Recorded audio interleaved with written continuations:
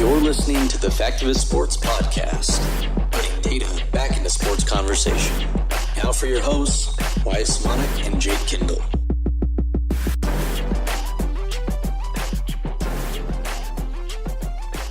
Hello everybody, welcome to Factivist Sports, episode number 4.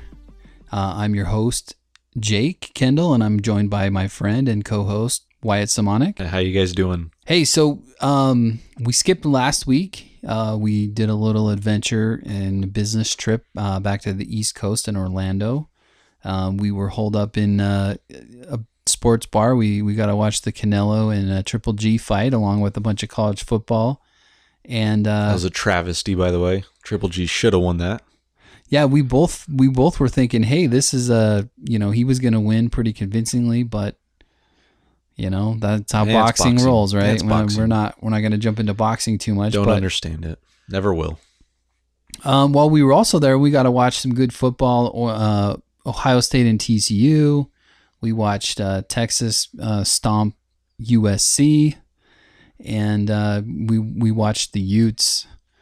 Lackluster performance versus Washington, and we didn't catch all the game because we were doing business stuff too, but we saw the end of BYU Wisconsin, and we got a lot of pushback online because people are calling out, kind of lumping us in with the category of people that complain about the Cougars schedule, right? And they're saying, hey, they beat a team. The schedule's not too hard. They played P5's consecutive weeks. And I'm going to start by saying this. The program, the players, the coaches, the administration, that win was huge for all of them. Absolutely, yeah. Being in the top 25 is what we talk about. The AP rankings, those are the gold standard of rankings. It's the most widely recognized. Go on any site or app. That's what they reference. But end of season rankings are more important than in season. But to be ranked at the end of the season, you probably got to be ranked during the season. Yeah. And so that's a great start. Now, all that being said, I don't want to criticize or take anything away from them.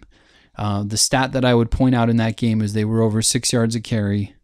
And as I've mentioned, BYU being able to run the football versus a P5 program really is the barometer of how successful they can be in those games. But I do just have to say that just because they won that game, that doesn't change the scheduling, the cluster that we talked about. That doesn't change it. Yeah, they won, and that's great. But guess what? If they followed our model and they didn't play back-to-backs or 3 in a row, and that schedule was more balanced, and they played an NIU, who is atrocious, by the way, the same team the Utes beat, if that was their week 2 game, guess what? The Cougars are 4-0 in all likelihood, and now they're ranked in the top 15. Yeah. So, I mean, hindsight is 20/20, and you never know what's going to happen if you change things like that. But they deserve a lot of credit, and happy for the fans, the players. Everyone deserves that, right? But like I said, that still doesn't mean the third week of 3 P5s in a row, the record still is bad. The record is still atrocious. Yeah, it's still bad. If you still look at the data, this was just an outlier year to where, they won a week 3 game. Yeah, and hopefully, they're able to do good against Washington. Yeah, if they can beat Washington, then that would be an awesome win for them, for the program, for the fans. That would be huge. And they're ranked 20th, I believe, right now.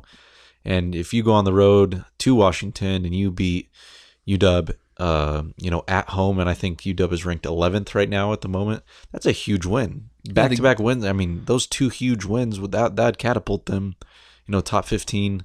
And those would be huge wins for the program. Yeah, and the exposure that people talk about. This is when independence looks great. You just played an ABC game on national TV, you won.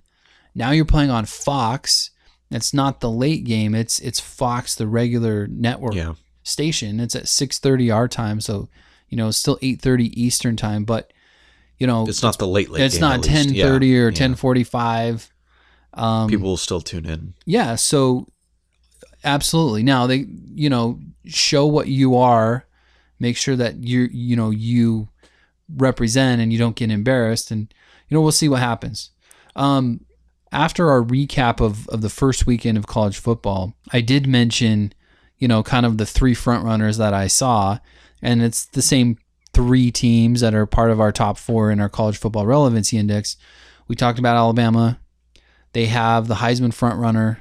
They're the best team in the country. Yeah, Tua looks spectacular. We watched them, a lot of that game versus Ole Miss. They're great. Ole Miss fans, they score the first touchdown, or it's tied 7-7 when you and I started watching the game, and it was crazy. And then they hung like 21 unanswered, back to back, and a couple picks run in there, and it was just completely different ball game in a matter of 5 to 10 minutes. I think 49-7 at half. Yeah, it was nasty.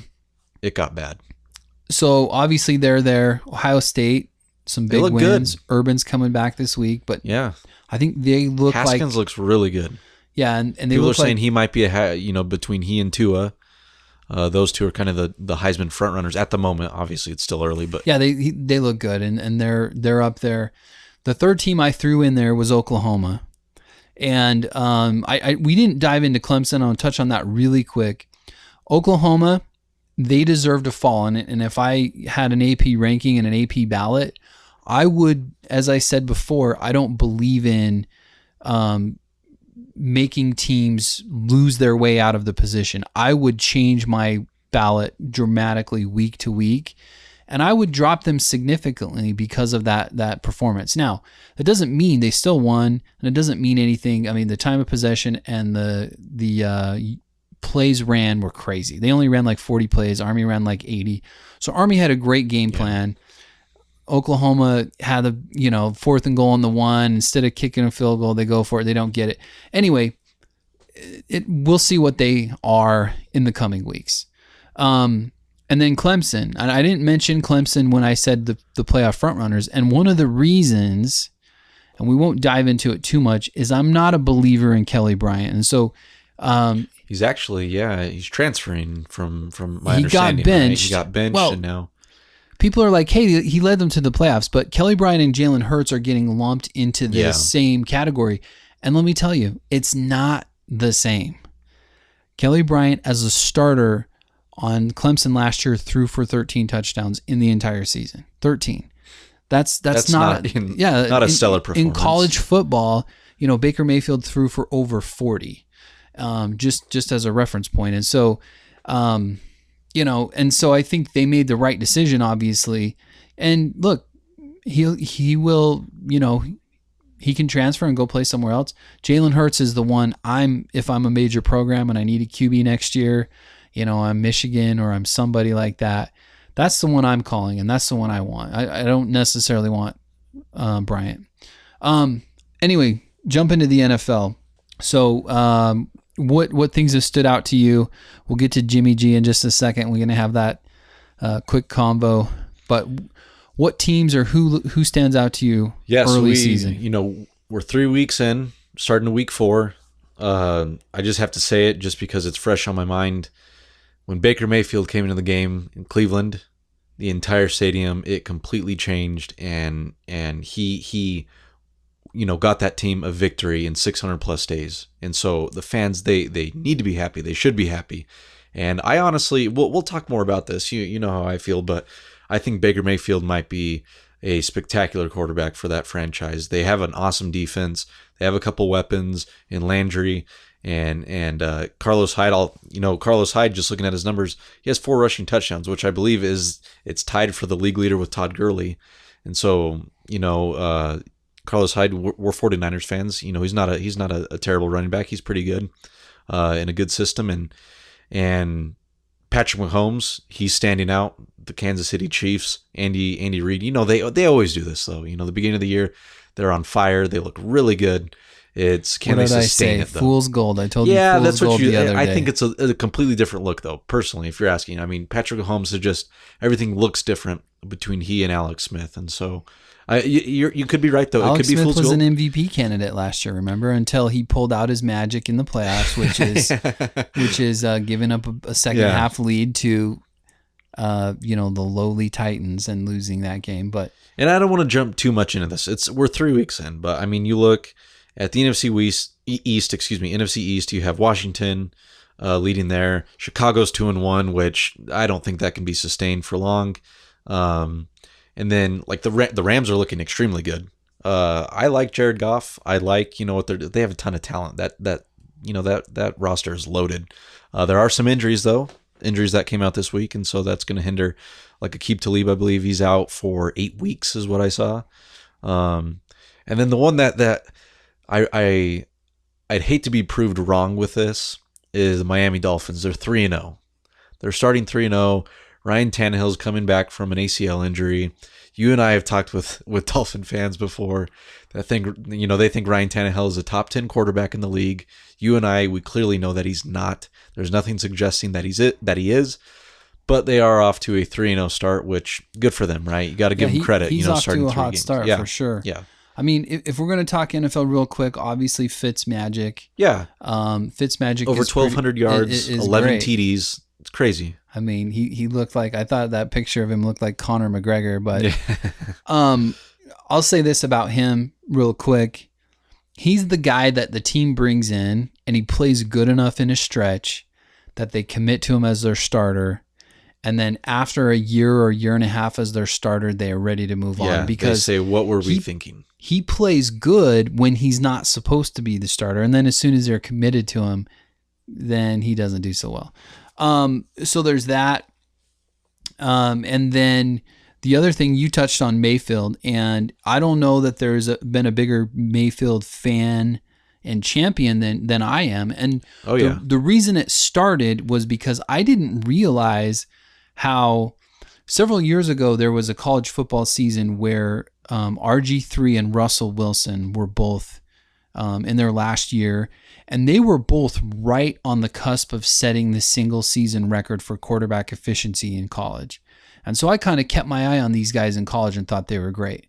And then Mayfield comes along a few years later as a junior. He sets the single season record. He breaks his own record as a senior, goes to 2 playoff trips and wins a Heisman. And I think in career efficiency in college, he's number 2 behind only Sam Bradford. Yeah, he's a fraction behind Bradford. It's barely. But the two top seasons in college football history. So, I mean, no slouch, right? 11 yards an attempt, great numbers.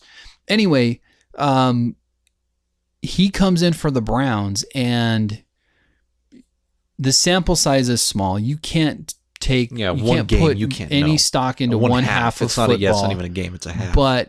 And really, we won't dive into this too much, but the trend of the most efficient quarterbacks in NCAA history, Bradford being up there, Tebow, Kellen Moore, Ryan Dinwiddie, Colt Brennan, and I don't have the list in front of me. I'm just kind of going by memory, but those guys are in the top 10, and the track record for the translation to the NFL is not that good. Never pans out. So I'm hoping because I want Baker to succeed. Yeah, we'll see what it is. I want him to succeed. I hope he does well. I hope he breaks that trend. But yeah, early season, the favorites look like Kansas City and the Rams. And something that's surprising to me is even though the Steelers are off to a bad start, Big Ben actually is second, if you can believe this. He's second in the league with passing yards. Would you have thought that? Well, Le'Veon Bell walked away and held out, and he's got some weapons. He's got Brown and over Schuster 1,100 Smith. yards. So he's only 90 yards behind Fitzpatrick as the league passing leader so far through 3 games. Yeah, I wouldn't have thought that with the record, but okay. So I want to jump in because we're going to jump into our main topic here in just a moment. We want to jump into that, but we got to bring this up real quick because you and I agree on a lot of things, and I think so far in the podcast we haven't talked about anything where we kind of disagree. But I'm going to jump over some numbers, okay? And I'm going to lay a couple things out. Okay. So this is regarding Jimmy Garoppolo, and Jimmy Garoppolo has a small sample size. It's only 10 starts. Just so everyone knows, by the way, Jake and I are both huge 49ers fans, so just throwing that out there. Go ahead. There's only 10 starts in his career, okay? And I lumped several quarterbacks into the same category. I threw Jared Goff, Carson Wentz, even though they've been around for a couple of years. I threw in Deshaun Watson, and then I threw in, I'm drawing a blank. And then we threw in Jimmy G and Patrick Mahomes. There we go, Mahomes. And so those 5 quarterbacks, And I said, listen, all of them have super small sample sizes. I mean, and Goff's is a little bit bigger. He's had, 30 something starts, but the sample size is still pretty small in most of those guys, even Wentz. And I said, but if you had to make a decision on any one of those guys where you're giving them $25 or $26 million and you have to make the decision, you're going to lose them in free agency or you have to pay them right now. I've said, and I stick behind the opinion, that even though it's a risk, you have to make that commitment, because having a good quarterback, a top 10 quarterback, is essential in the. It's very important in being competitive. And we can talk about some data. You might bring up some data otherwise, but okay, if Jimmy Garoppolo were to qualify amongst the active qualified quarterbacks in the league right now. So some of those guys I mentioned don't, obviously Mahomes would be number one in a bunch of categories. He doesn't qualify after 3 games. Yeah. But if Jimmy G's 10 games, which is a much larger sample than 3 games, here's what he would rank amongst the active quarterbacks. Yards an attempt, 8.2 yards, would be first in the league. Winning percentage, 8 out of 10 games, 80% would be first in the league. Completion percentage, 65.4%, would be third in the league. Yards per game, 275.6, and that's for starts, would be third in the league. Quarterback rating, 97.3, that would be fourth. Interception percentage, 2.2, that would be seventh.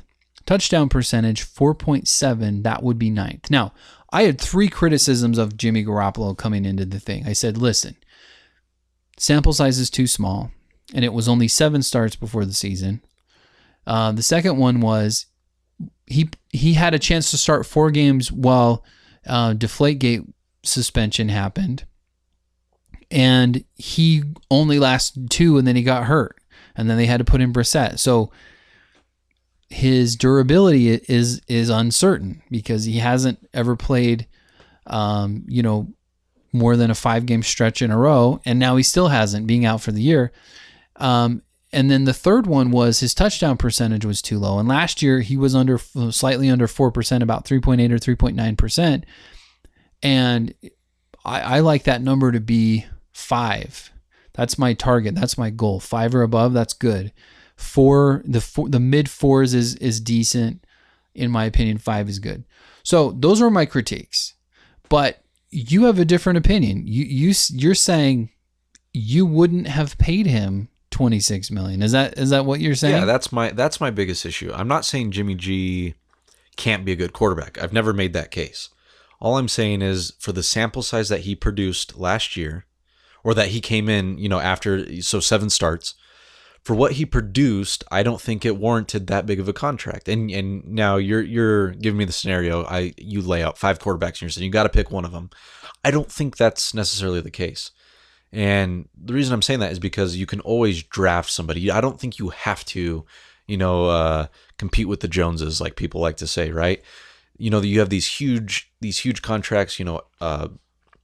Andrew Luck, Kirk Cousins, Aaron Rodgers. I don't think you have to be paying, Jimmy G, a guy with only 7 starts, the same amount of money. And we can jump into all the particulars and all that, but.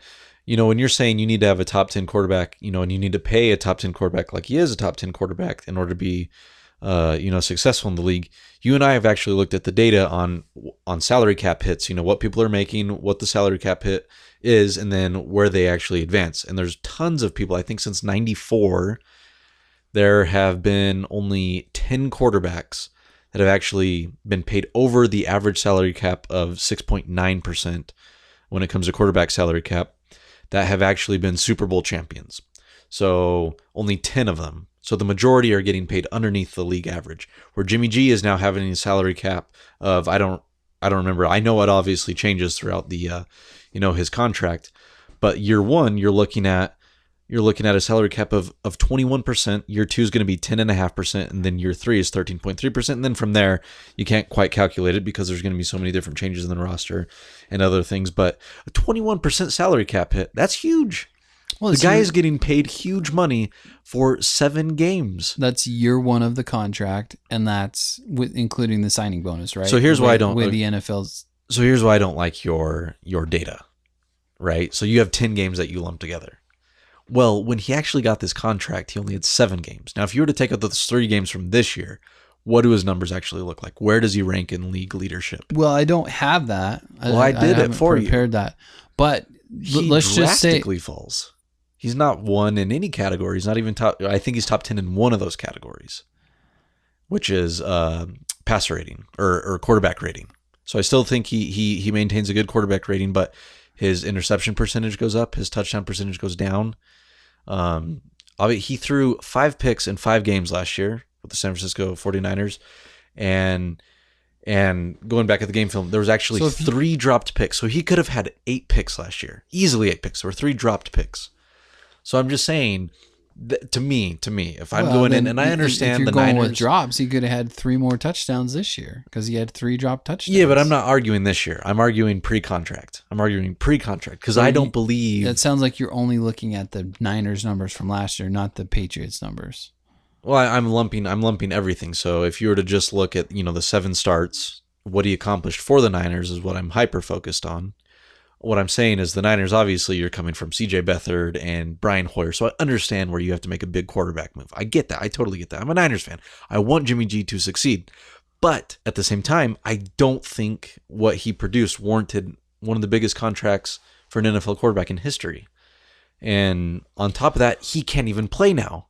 I've already said that I don't think that he earned or deserved the money that he got.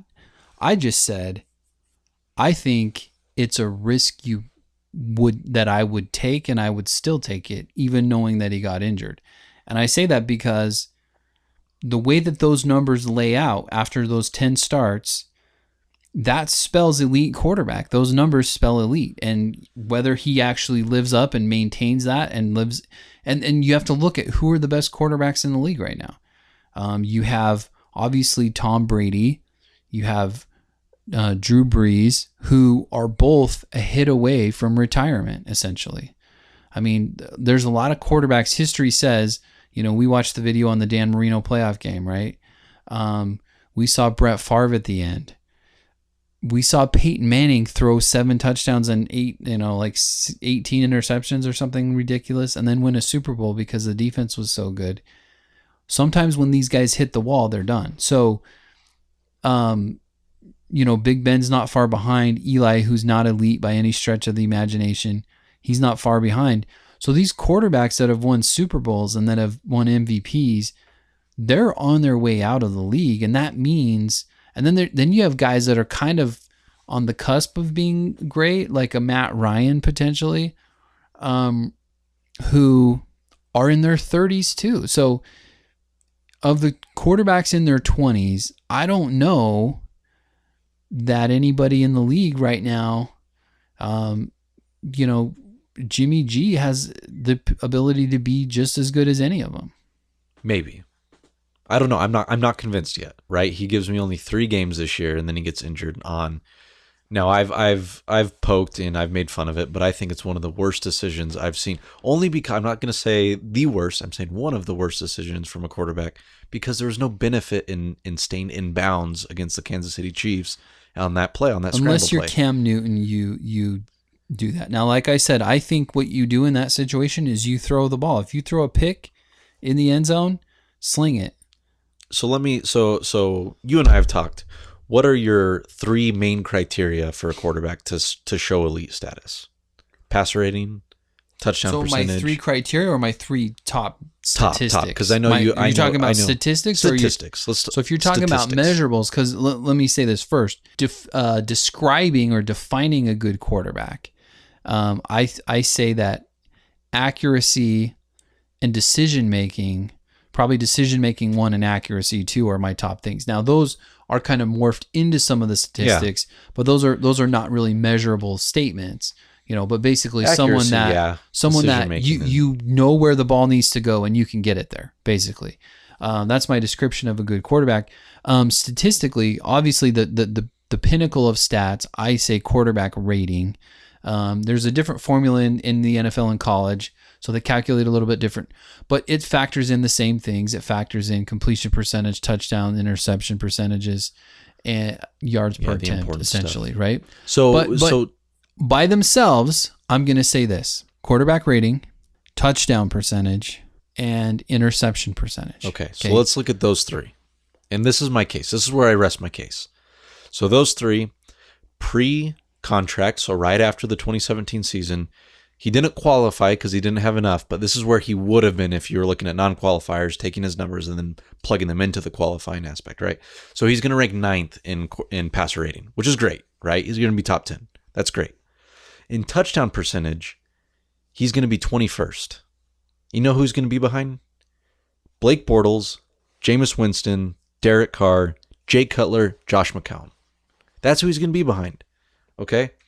Now, when you look at interception percentage, he's going to be, I believe, 26 or 27, and he's going to be behind Carson Palmer, Case Keenum, Carson Wentz, Deshaun Watson, Josh McCown, Phillip Rivers, Jameis Winston, Matthew Stafford, Brett Hundley.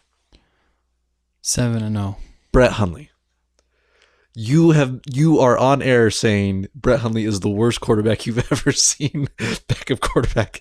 So he'll be behind. That's my point, Jake. Well, when you have the data, except for John Elway in a couple Super Bowl appearances, that might be the worst I've ever seen. But that's my point. Is you're taking all 10 games, and this year he has many more touchdowns compared to interceptions.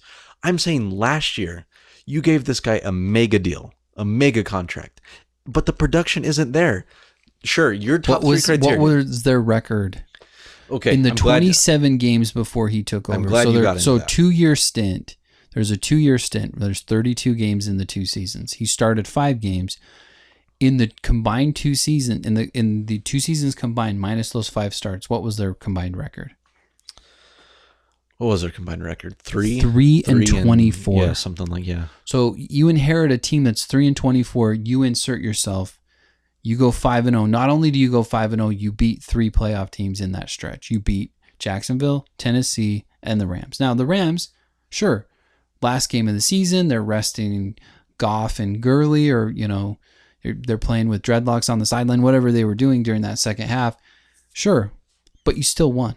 And what do you think about the Bears organization? What does your college football team's coach say about winning? Why do we play? We play to win the game. You play to win the game. Right? You play to win the game. Baby. So, yeah.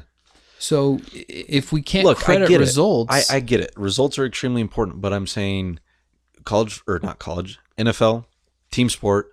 You look at the team collectively; they're going to win or lose, and then you look at individual impact on that game. No, I'm saying his individual impact isn't as good as people think it is. He threw 5 picks. Robbie Gould, he kicks 3 field goals in the fourth quarter against the Titans. 45, 48, and 50 yards. Those are impressive field goals. He doesn't make those. Jimmy G is not 5-0. Yeah, in the stretch when Jimmy G was the quarterback for the Niners, Tom Brady doesn't have 5 Super Bowls. I knew you were going to bring that up. I knew you were going to bring that up. I knew you were going to bring that up. Well, you're bringing up kickers. I'm bringing up 3. He had to make 3 40. Oh, and how many game-winning field goals did Vinatieri make in Super Bowls? But in the stretch, against the Rams, in the stretch, okay, you're going Eagles, on against the GOAT. You're going the Panthers. Hey, you're taking the GOAT's name in vain. 3 Super Bowls were on the leg of Vinatieri. Be careful what you say about the GOAT. There's something to be said about driving down the field and making Adam Vinatieri, giving him an opportunity. Yeah, then there's something to be said about driving into field goal. Yeah, there's something to be said of getting in the range. Absolutely. Look, Garoppolo's kickers, last year, 22 of 22 on field goals, 17 for 18 on extra points. Nearly a perfect kicking game. Yeah, sounds a lot like Adam Vinatieri numbers. Look, you plug Blair Walsh onto this team, and Jimmy G's 0-5. Well, Blair Walsh, I mean, I think he shined my shoes on our business trip. Is he working at the hotel lobby? We'll never see eye to eye on the Jimmy G thing. Hopefully he pans out. Maybe after his contract's a 5-year contract. Maybe after the 5 years, we'll look back and he'll be injured for 3 of those 5 years, and you'll say, Wyatt, you were right. Well, guys, we want to keep this podcast relatively short. So I know Jake and we have differing opinions when it comes to Jimmy G. But tell us what you guys think. Do you think Jimmy G so far in his short career, do you think he's worth it? Do you think the Niners made a good decision? Let us know what you guys think. Leave us a comment in our video. What do you want to add, Jake? Get in the last word. Again, you're going to need it. It's not worth it. it's not the argument, is he worth it? It's, would you take the risk? And knowing you have to pay the guy. Yeah, like I said, So is it worth it? After 3 games of seeing Patrick Mahomes, I would give him the $26 million per year contract, because I think that the risk, the potential reward is worth the risk. Well, and I'm not talking Blake Bortles or Ryan Tannehill in this list. I'm talking Mahomes, Wentz, Goff, Watson, Garoppolo. Those are the guys, if I had to make a decision today to pay them that contract, I do it. well, let us know what you guys think. Do you guys think, a quarterback is a quarterback with a small sample size is worth the risk? Follow us on our social media, follow us on Twitter, interact with us, ask us questions, look for our tweets. And obviously, if you're listening to this podcast, subscribe to our YouTube channel, hit that bell so anytime we post, you get a notification and you can listen to our latest podcast episode, and leave us a comment. Ask us a question if you guys want to. But thanks for tuning in, guys, and we'll talk to you next week.